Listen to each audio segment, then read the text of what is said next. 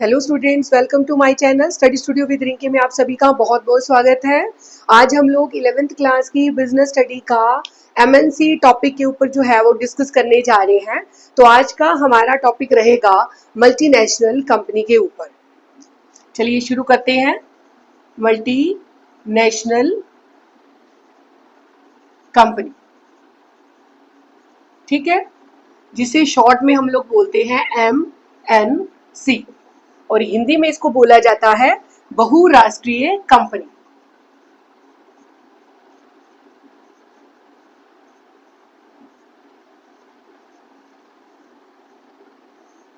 देखो बेटे, क्या होता है एमएनसी? जैसा कि इसके नाम से ही क्लियर हो रहा है, मल्टीनेशनल कंपनी मतलब बहुत सारे देशों में इसका काम चलता है, ठीक है। मतलब multinational companies that operates in more than one country, ठीक है।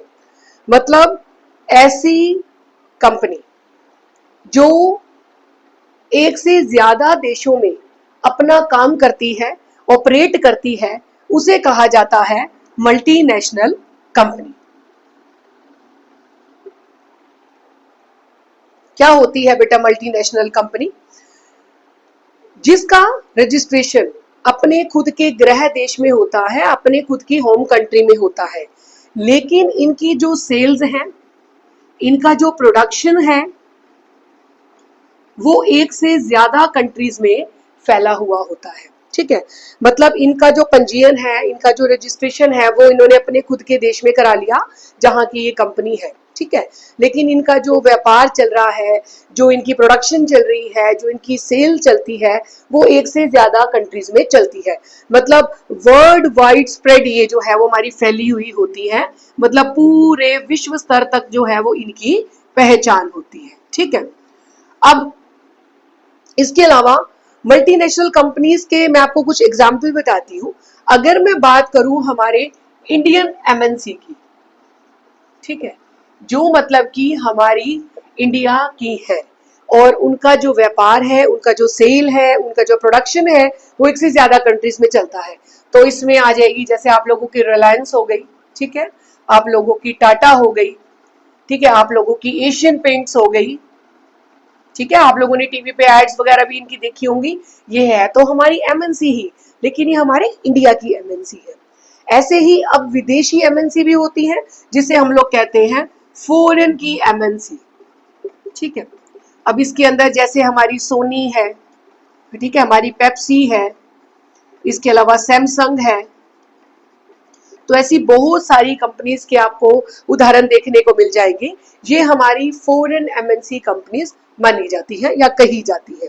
अब आपको आई होप इसका मीनिंग क्लियर हो गया होगा कि एमएनसी कंपनी एक ऐसी कंपनी है जिनका उत्पादन, जिनका विक्रय एक देश से ज्यादा देशों में फैला हुआ होता है, ठीक है। लेकिन इनका जो मैनेजमेंट है वो हमारा एक ही कंट्री से चलता है, जहां पर मेन इनका होम कंट्री होता है, या जहां पर इनका रजिस्ट्रेशन होता है, या जहां पे इनका हेडक्वार्टर होता है। इसलिए इनकी जो मैनेजमेंट होगी वो हमारी होगी सेंट्रलाइज्ड, ठीक है।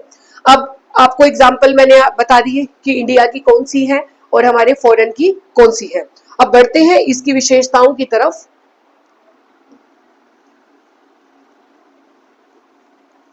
देखो बेटे, अगर मैं इसकी फीचर्स की बात करूं, इसकी विशेषताओं की बात करूं, इसके लक्षण की बात करूं, तो सबसे पहले इसमें वही आ जाएगा हमारा सेंट्रलाइज्ड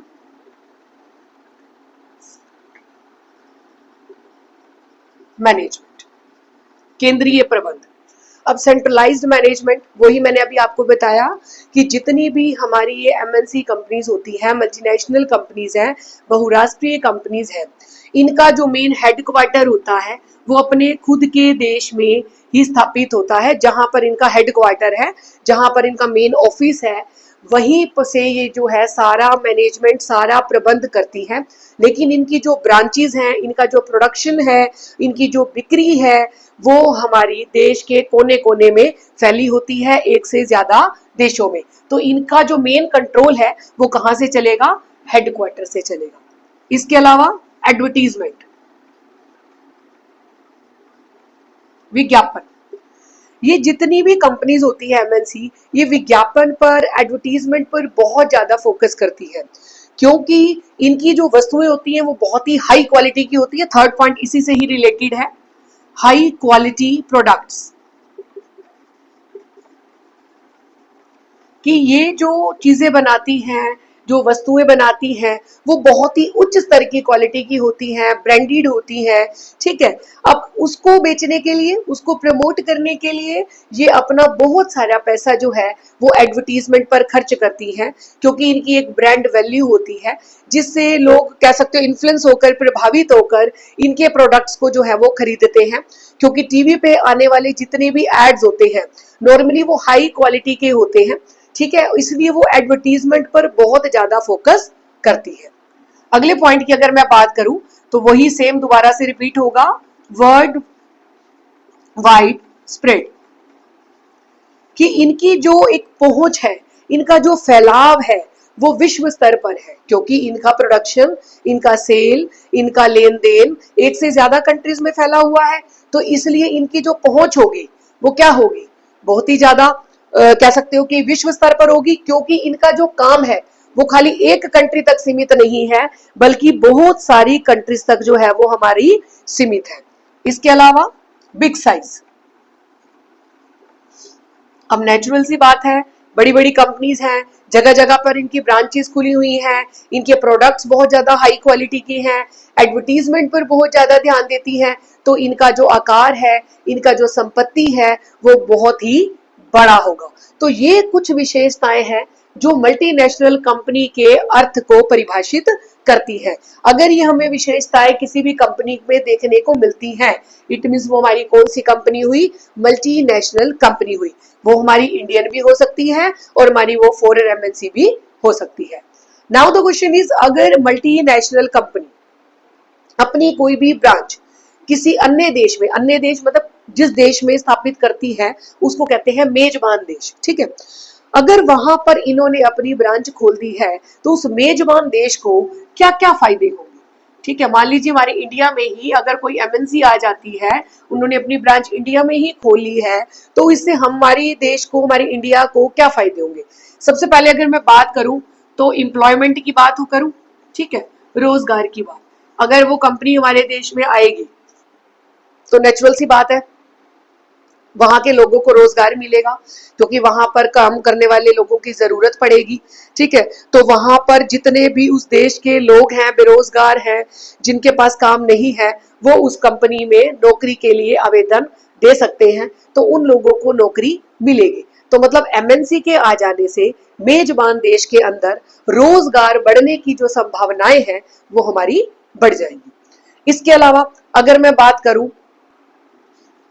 हमारा जो फॉरेन एक्सचेंज है, या यूं कहे कि जो फॉरेन करेंसी है, उसको बढ़ावा मिलेगा, या यूं कहे कि वो हमारे देश में आएगी, क्योंकि जितनी भी मल्टीनेशनल कंपनीज हैं, अगर वो किसी भी कंट्री में अपनी ब्रांच को स्थापित करती हैं, तो मेजबान देश के अंदर जो विदेशी मुद्रा है उसका आगमन स्टार्ट हो जाता है, वो आनी शुरू हो जाती है, और जिसकी जरूरत हमें आगे एक्सपोर्ट इंपोर्ट के बिजनेस के लिए पड़ती है। और प्रत्येक देश ये चाहता है कि हमारे देश के अंदर जो है वो विदेशी मुद्रा आए, ठीक है। अब रोजगार मिल गया, विदेशी मुद्रा भी हमें मिल गई, इसके अलावा और आपको क्या लगता है कि क्या क्या फायदे हो सकते हैं कि अगर मल्टीनेशनल कंपनी हमारे देश के अंदर आती है। तो मैं ये कहूं कि बेस्ट यूटिलाइजेशन हो जाता है रिसोर्सेज का,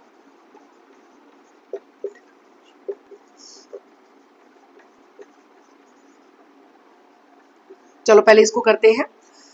कभी कभी हमारी कंट्री के अंदर, हमारे देश के अंदर कुछ ऐसे रिसोर्सेज होते हैं जो बेकार पड़े थे, ठीक है, हम उन्हें यूज नहीं कर पा रहे थे, लेकिन अगर वो हमारे देश में अपनी कोई ब्रांच खोल लेती है तो जितने भी बेकार पड़े हमारे रिसोर्सेज हैं उनका बेस्ट यूटिलाइजेशन हो जाता है।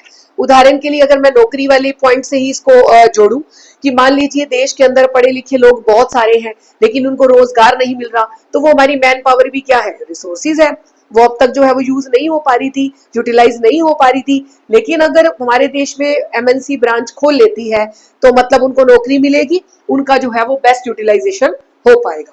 इसके अलावा टेक्नोलॉजिकल डेवलपमेंट की अगर मैं बात करूं कि अगर हमारी देश के अंदर कोई एमएनसी आती है तो नेचुरल सी बात है हमारे देश का टेक्नोलॉजिकल विकास होगा, लोगों का स्टैंडर्ड ऑफ लिविंग बढ़ेगा, लोगों को बेटर क्वालिटी के जो प्रोडक्ट्स हैं वो देखने को, यूज करने को मिलेंगे, क्योंकि वो नई नई टेक्नोलॉजी ही हमारे देश में लेकर आएंगी। तो हमारे देश का भी जो है वो टेक्नोलॉजिकल डेवलपमेंट होगा।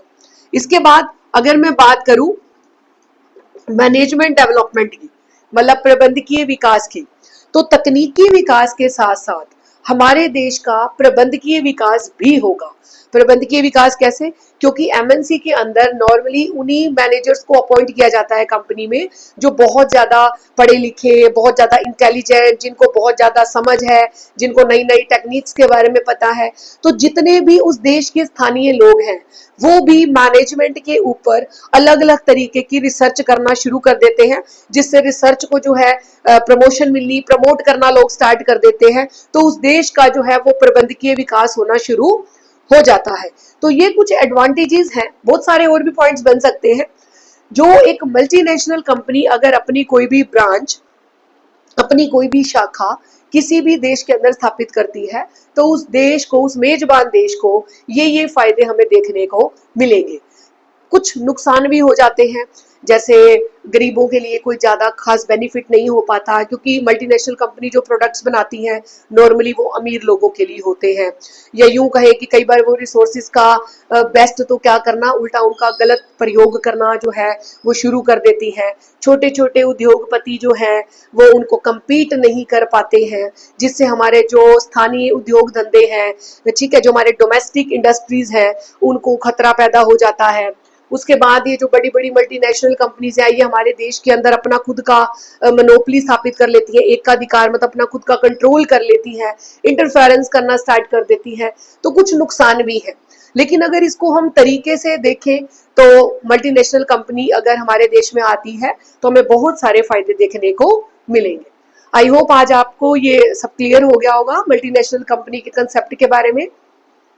क्या होती है मल्टीनेशनल कंपनी, उसकी विशेषताएं, उसके एडवांटेजेस, उसके डिसएडवांटेजेस। अगर आपको मेरी ये वीडियो पसंद आई है तो प्लीज इसे लाइक करें, इसे शेयर करें, मेरे channel study studio with Rinki को सब्सक्राइब करें। मिलते हैं एक नई वीडियो के साथ, तब तक के लिए thank you so much, bye.